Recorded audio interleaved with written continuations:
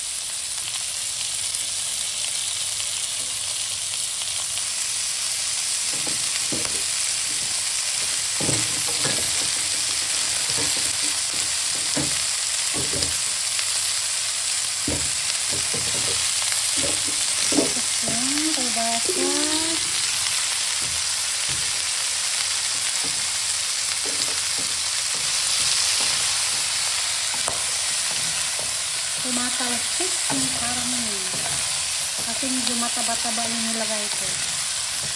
So, parang ang sarap. Alam niyo ba, nakita ko lang ito sa YouTube.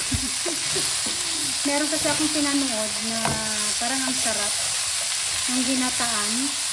Kaya lang kasi ang nilagay nila is yung kalimasag. Kaya ko namang karne ng baboy yung medyo taba-taba.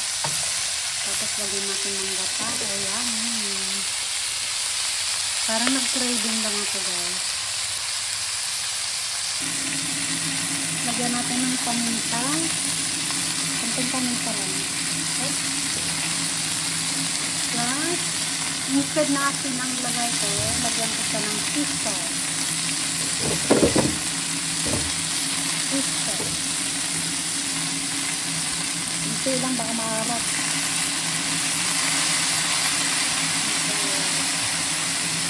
Diba? Ang sarap.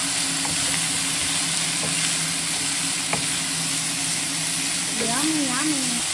Yan, lagyan na natin ng tubig, guys. Hindi ko na siya lalagyan ng asin.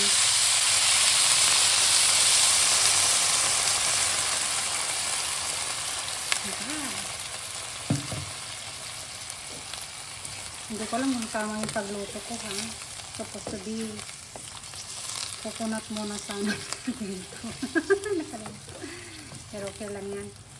Tapos lagyan na lang natin ng coconut mamaya. This is my ito yung way ko magluto, guys, ha. Basta may napalo lang ako, ganyan lang. O yan. Tapos lagyan natin ng coconut milk. Hindi ko alam kung tama to, ha. Pero okay na yan.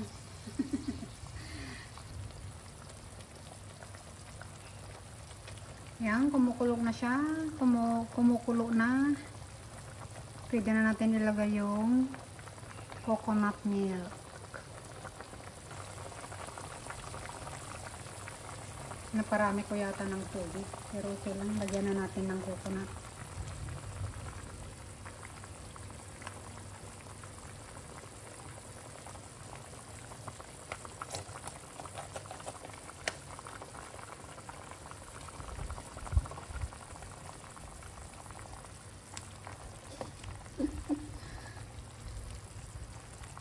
Kung tutusin, nauna sana yung coconut.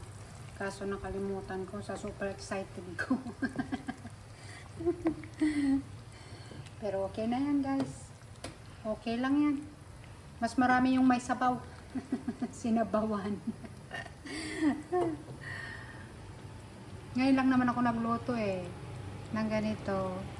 Ang nagluluto ng ganito is si Kulin. Yeah, Kulin. Si Kulin ang masarap ang luto ng ganito. Pero syempre, masarap rin yung luto ko. The best.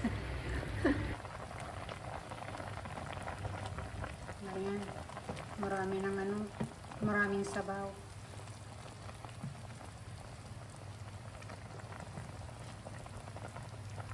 Yummy. Thank you guys for watching.